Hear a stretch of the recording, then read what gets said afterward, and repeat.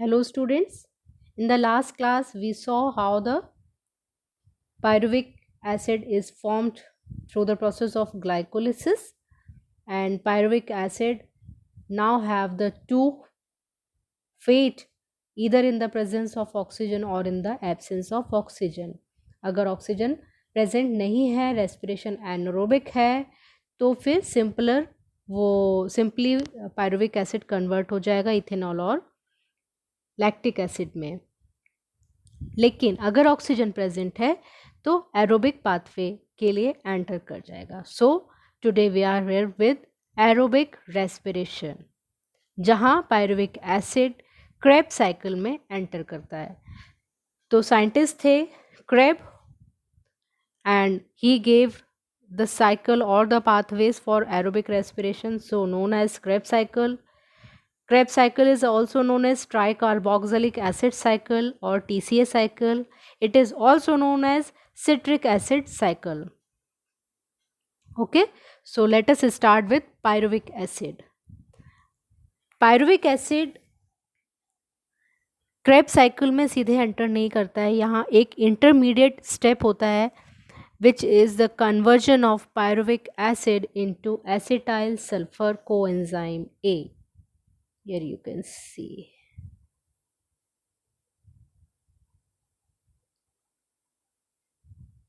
In this step, the pyruvic acid converts into acetyl sulfur coenzyme A, which is intermediate step. आपको मालूम था pyruvic acid कितने carbon containing compound है? It is 3 carbon containing. And acetyl sulphur coenzyme में acetic acid से अगर भी आप याद रखते हैं तो आपको मालूम होना चाहिए it is 2 carbon containing compound. तो 3 कार्बन से 2 कार्बन वाले कंपाउंड में कन्वर्जन होता है, इसलिए इस स्टेप को आपको बहुत अच्छे से फोकस रखना है कि एक कार्बन कहाँ गई? रिलीज हो गई। ठीक है, कार्बन डाइऑक्साइड यहाँ पर रिलीज होती है इस स्टेप में। पहली बार आपने देखा कि कार्बन डाइऑक्साइड रिलीज हुई, और इसी स्टेप में आपने देखा पहली बार कि ऑक्सीजन यूज हुई, इसलिए ये एरोबिक पाथवे में ही शामिल किया गया। ठीक है, तो ऑक्सीजन यूज करके NADH रिड्यूस होता है NADH2 में, और पायरुविक एसिड कन्वर्ट हो जाता है एसिटाइल सल्फर कोएंजाइम में। बहुत ही इम्पॉर्टेंट प्रोसेस है। इस प्रोसेस में क्या क्या हो रहा है? इस प्रोसेस में NAD रिड्यूस होकर NADH बना रहा है, और ऑक्सीजन यूज़ होके वाटर यहाँ पर रिलीज़ हो रहा है, वाटर इवॉल्व हो रहा है, और कार्बन डाइऑक्साइड का एक मॉलिक्यूल यहाँ पर रिलीज़ हो रहा है।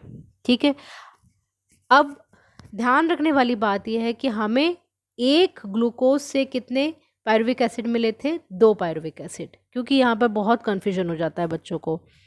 अभी हम एक पायरुविक एसिड की साइकिल की बात कर रहे हैं, मल्टीप्लाइड बाय 2 कर देंगे तो हमें टोटल यील्ड निकल जाएगी एक ग्लूकोज से फॉर्मेशन में। ठीक है, तो इंटरमीडिएट स्टेप में क्या हुआ? इंटरमीडिएट स्टेप में पायरुविक एसिड कन्वर्ट हुआ एसिटाइल सल्फर कोएंजाइम ए में, जो 2 कार्बन कंटेनिंग कंपाउंड है। Acetyl sulphur coenzyme A now enters into the Krebs cycle. ठीक है, और माइटोकॉन्ड्रिया में पहले से ही एक 4 कार्बन कंटेनिंग कंपाउंड जो कि पहले से ही प्रेजेंट है, which is oxalo acetic acid. ठीक है, ऑक्सैलो एसिटिक एसिड से एसिटाइल सल्फर कोएंजाइम एक कंबाइन होके पहला प्रोडक्ट फॉर्म करता है, विच इज सिट्रिक एसिड। ठीक है, सिट्रिक एसिड कन्वर्ट होता है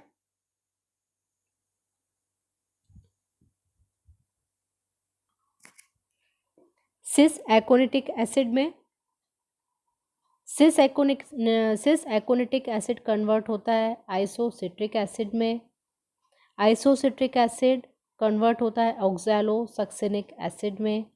इस स्टेप में फिर से एक NADH में कन्वर्ट होता है।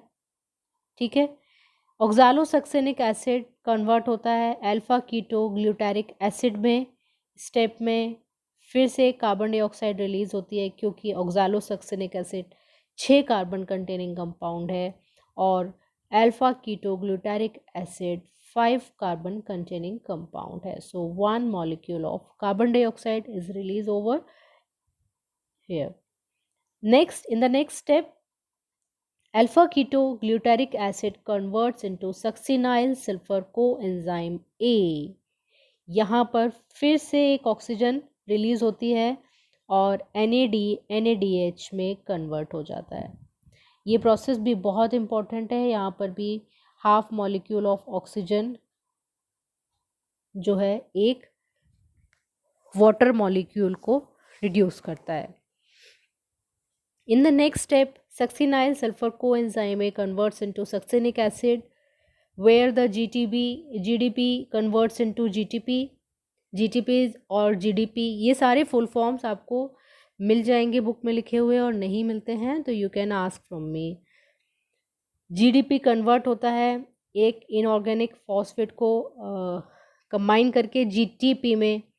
It is as equivalent as ATP, guanosine diphosphate and guanosine triphosphate. Succinic acid now converts into fumaric acid. Fumaric acid इस स्टेप में भी क्या होता है, सक्सिनिक एसिड से फ्यूमेरिक एसिड में भी एक FAD कन्वर्ट होता है FADH में. ठीक, और यहाँ पर भी ऑक्सीजन का यूज़ होता है. फ्यूमेरिक एसिड कन्वर्ट होता है मैलिक एसिड में. मैलिक एसिड फाइनली कन्वर्ट हो जाता है ऑक्सैलो एसिटिक एसिड में. इस स्टेप में फिर से NADH में कन्वर्ट होता है और फिर से ऑक्सीजन का यूज़ होता है. ऑक्सैलो एसिटिक एसिड फिर से अगली साइकिल के लिए तैयार होता है, जहाँ पहले से पायरुविक एसिड से acetyl sulphur coenzyme A enter करता है और ऑक्सैलो एसिटिक एसिड पहले से प्रेजेंट होता है. ये दोनों फिर से कंबाइन होके सिट्रिक एसिड में कन्वर्ट हो जाते हैं. तो इस पूरे स्टेप में आपने देखा कि ऑक्सीजन का यूज़ हुआ, इसलिए ये एरोबिक साइकिल है, और इसी स्टेप में आपने देखा कि कार्बन डाइऑक्साइड रिलीज हुई.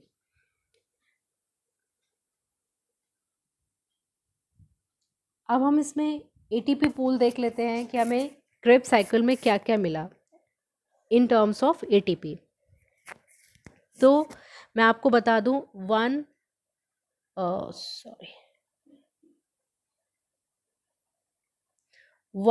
NADH is equivalent to 3 ATP. ये आप लिख लीजिए कन्वर्जन के लिए, आपको हमेशा कंफ्यूजन नहीं हो जिससे.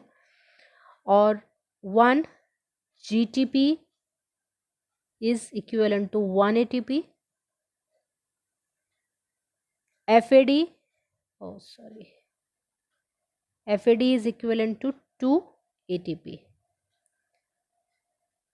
ठीक है, तो जहाँ पर एक NAD रिलीज हो रहा है उसको अगर हम ATP के टर्म्स में काउंट करेंगे तो एक NADH का मतलब 3 ATP, एक GTP का मतलब 1 ATP, एक FADH का मतलब 2 ATP. ठीक है,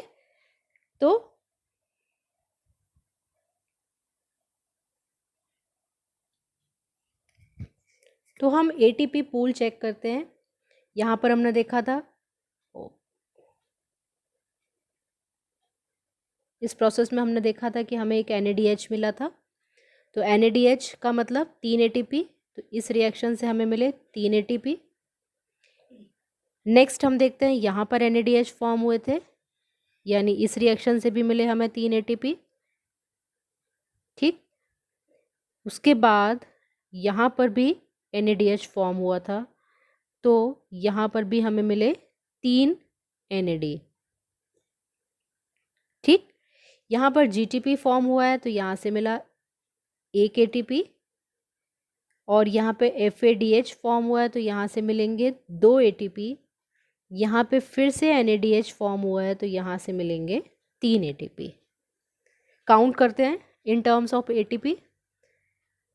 3 3, यहाँ पर भी NADH मिला था तो 3 ATP, यहाँ पर GTP मिला था तो 1 ATP, यहाँ पर FADH मिला था तो 2 एंड अगेन 3.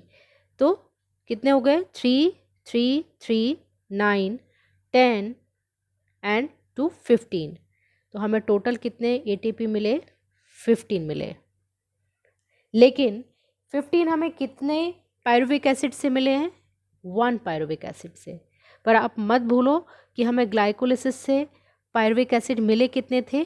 2। ठीक है, तो टोटल नंबर ऑफ एटीपी कितने हो जाएंगे?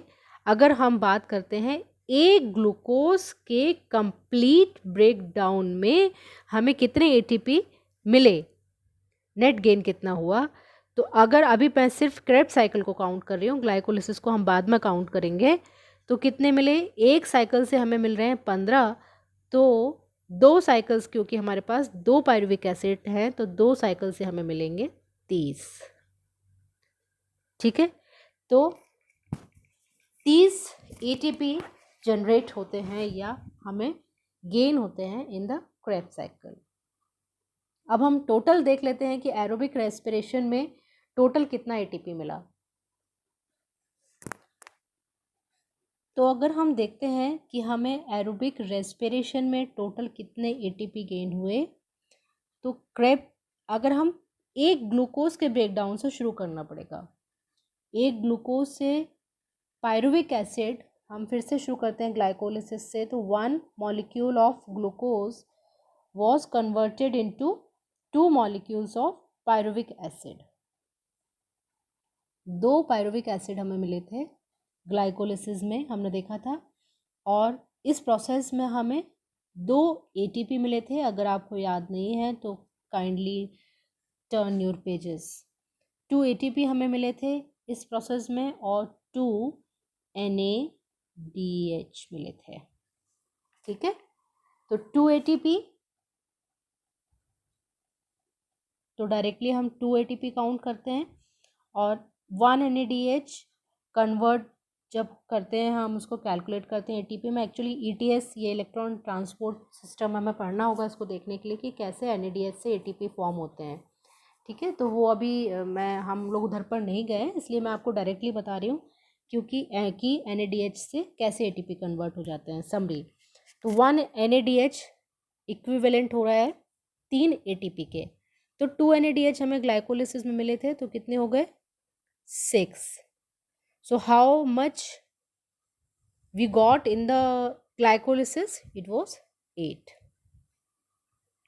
8 ATP हमें गेन हुए थे ग्लाइकोलिसिस में और 30 गेन हुए हैं हमें क्रेब्स साइकिल में। So total gain is 38। इसमें भी कंट्रोवर्सी है, कई 36 बोलते हैं, कई 38 बोलते हैं।